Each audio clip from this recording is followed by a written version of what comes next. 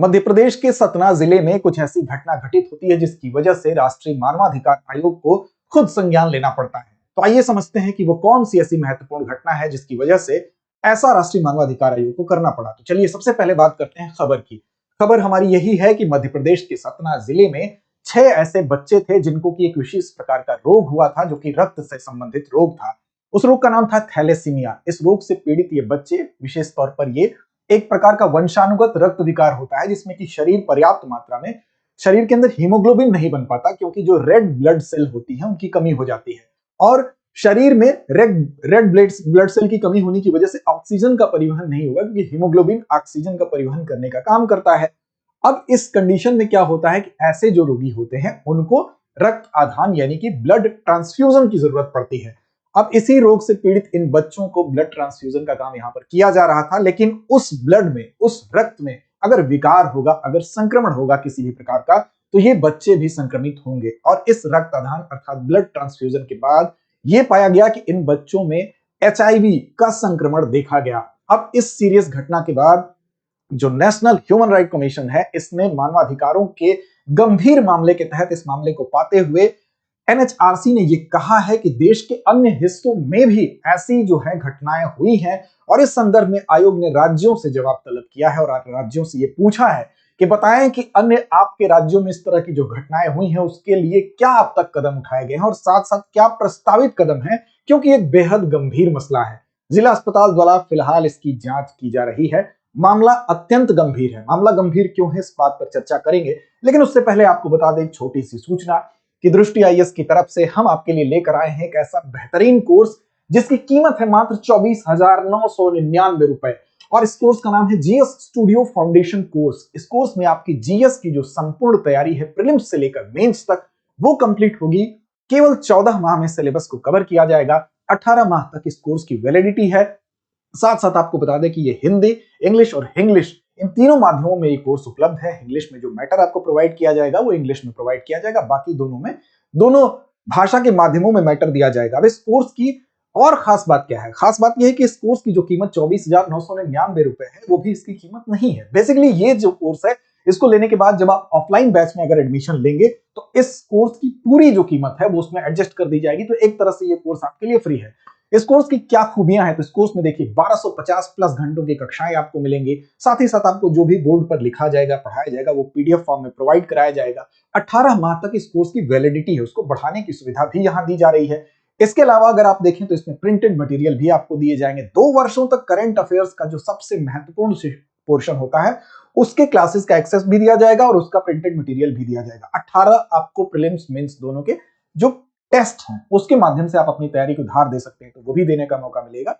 ये तमाम ऐसी खूबियां हैं जिसकी वजह से ये कोर्स आपके लिए एक बेहतर विकल्प बनता है आगे की आपकी तैयारी के लिए। अगर आप 26, 27 से 28 की तैयारी के लिए प्रिपेयर करना चाहते हैं, अभी से आपके लिए एक बेहतर विकल्प है। इसके अगर बैचेस की बात करें तो इसके नए बैचों की शुरुआत हो रही है। हिंदी माध्यम का बैच 5 जनवरी दोपहर 2 बजे से, इंग्लिश मीडियम के बैच की बात करें तो 6 जनवरी 3 बजे से, और साथ साथ इंग्लिश मीडियम का जो बैच है वो 7 जनवरी 6 बजे शाम से इसकी शुरुआत हो रही है। तो इन बैच में आप इसके संदर्भ में और भी कोई जानकारी चाहते हैं तो आप हमारे नंबर 8750187501 पर कॉल भी कर सकते हैं, और साथ साथ डिस्क्रिप्शन में आपको लिंक मिलेगा, उस पर भी आप जाकर जानकारी ले सकते हैं। दृष्टि लर्निंग ऐप को आप डाउनलोड करके वहां से जानकारी के अलावा इस कोर्स को परचेज भी कर सकते हैं। अब बात करते हैं कि ये मामला इतना गंभीर क्यों है। गंभीर इसलिए है क्योंकि जो एचआईवी होता है, यानी कि ये जो वायरस होता है कि ह्यूमन इम्यूनोडेफिशिएंसी जिस वायरस को हम कहते हैं, बेसिकली ये हमारे शरीर में एक प्रकार की कोशिका होती है जिसको CD4 कोशिकाएं कहते हैं। तो ये CD4 कोशिकाओं पर ही हमला करता है,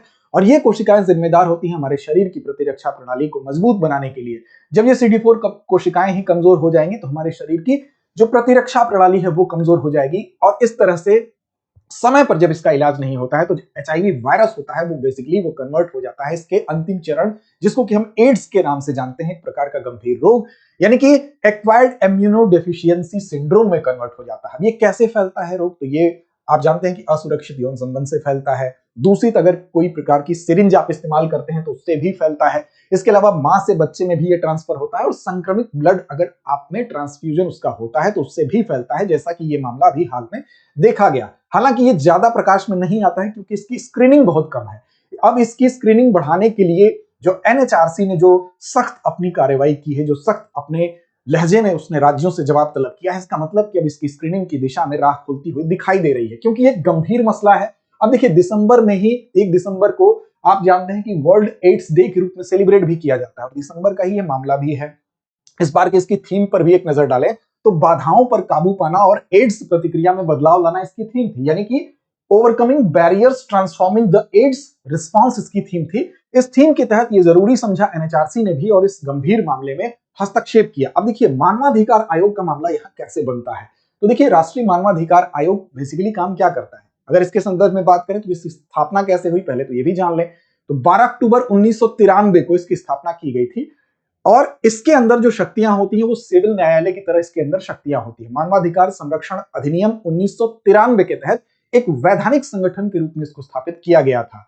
मानवाधिकारों की रक्षा को कैसे बढ़ावा दिया जाए, यही इसका उद्देश्य होता है। और साथ साथ अगर हम वैश्विक रूप से देखें तो पेरिस में 1991 में पेरिस में एक अंतर्राष्ट्रीय कार्यशाला का आयोजन किया गया था, और वहीं पर इसको अपनाया गया था। पेरिस सिद्धांतों के अनुरूप ही यह है। अब वहां पर 20 दिसंबर 1993 को जो यूएन महासभा थी उसके द्वारा इसका अप्रूवल किया गया, और उसी के अनुरूप भारत में भी जब आप देखेंगे 12 अक्टूबर 1993 को राष्ट्रीय मानवाधिकार आयोग की स्थापना की गई। इसके स्ट्रक्चर की बात करें तो वर्तमान में अगर देखें तो इसमें एक अध्यक्ष होते हैं, 5 इसमें पूर्णकालिक सदस्य होते हैं और 7 इसके मानद सदस्य होते हैं।